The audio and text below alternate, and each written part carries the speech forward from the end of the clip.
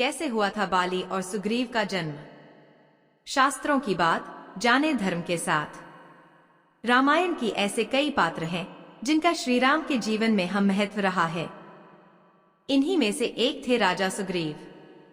सनातन धर्म से संबंध रखने वाले लगभग लोग ही जानते हैं कि सुग्रीव को उसका राज्य वापस लाने के लिए श्री राम ने सुग्रीव के बड़े भाई बाली का वध किया था। पर क्या किसी को यह पता है कि सुग्रीव का जन्म कैसे हुआ था? अगर नहीं तो चलिए आज हम आपको अपने इस आर्टिकल के द्वारा बताते हैं ऐसे कथा जिसके अनुसार सरोवर से निकली मोहिनी के बालों से राजा बलि का जन्म हुआ था तथा गले से राजा सुग्रीव का। आइए जानते हैं यह पूरी कथा। पौराणिक कथाओं के अनुसार सुमेरु पर्वत पर ब्रह्मा जी का कोट था जो 100 योजन विस्तृत क्षेत्र में फैला हुआ था। एक बार की बात है, वहां तपस्या करते हुए अचानक से ब्रह्मा जी की आंख से आंसू की 2 बूंदें गिर गई तो ब्रह्मा जी ने उन्हें हाथ से पहुंच दिया। तब एक बार धरती पर गिर गई जिससे एक वानर का जन्म हुआ। तब उन्होंने कहा तुम इस पहाड़ी की चोटी पर रहोगे। इस पर वानर वहीं रहकर नियमित रूप से ब्रह्मा जी को पुष्प अर्पित करने लगा।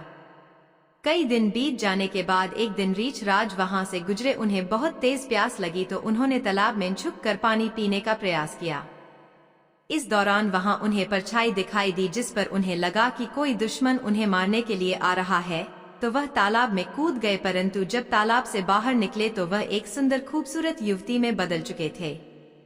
इसी दौरान इंद्र और सूर्य देव वहां से गुजर रहे थे जिनकी नजर इस सुंदर इतनी पर पड़ी तो वे दोनों मोहित हो गए। इस दौरान इंद्रदेव की मणि सुंदरी के पास जा गिरी जिससे एक वानर का जन्म हुआ। क्योंकि वानर का जन्म युवती के बालों से हुआ था इसलिए इसका नाम बाली पड़ा।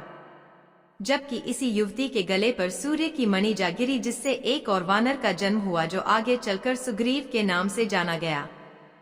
हालांकि यह दोनों एक जैसे ही दिखते थे।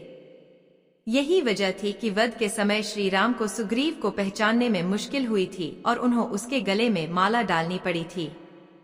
कथाओं के अनुसार इंद्र ने बाली को एक सोने का हार दिया जबकि सूर्यदेव ने सुग्रीव को हनुमान जी के रूप में एक सच्चा मित्र और रक्षक भेंट किया। कहा जाता इन दोनों वानरों की उत्पत्ति के बाद युवती दोबारा रीछराज में बदल गई। इसलिए कहा जाता है रीछराज ही बाली और सुग्रीव की माँ और पिता है।